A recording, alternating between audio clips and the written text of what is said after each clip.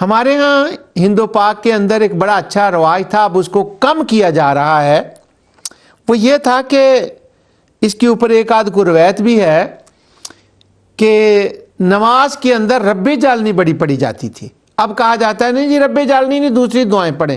وہ کبھی کوئی دوسری دعاؤں کا منکر نہیں ہوتا، لیکن اس کا ایک خاص سبب تھا، اس کا ایک خاص کنیکشن تھا۔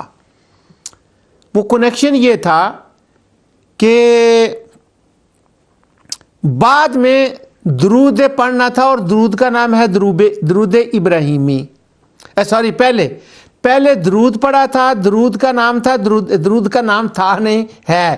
وہ مجھ سے کبھی جملہ کو تھا تو کا نکل جائے تو بعد میں دوست ہے وہ کہتے ہیں یہ دیکھیں ذرا آپ نے کیا کہا تھا، ایک دو دوست ہیں وہ کہتے ہیں اچھا وہ تھا آپ نے کہہ دیا تھا۔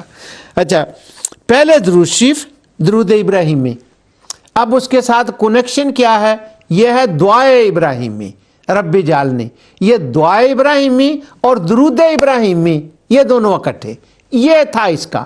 اور اس کے اندر چونکہ اینڈ ہو رہا تھا نماز کا، تو پھر وہ اس اپنے امیجینیشن میں، اپنے تصور میں، اس جہان میں بندہ اس دن پر پہنچ جاتا ہے جس کا نام ہے یوم یقوم الحساب۔ وہ حساب کا دن ہے، اللہ تعالیٰ نے حسیب بن کر حساب لینا ہے اور مخلوق نے حساب دینا ہے۔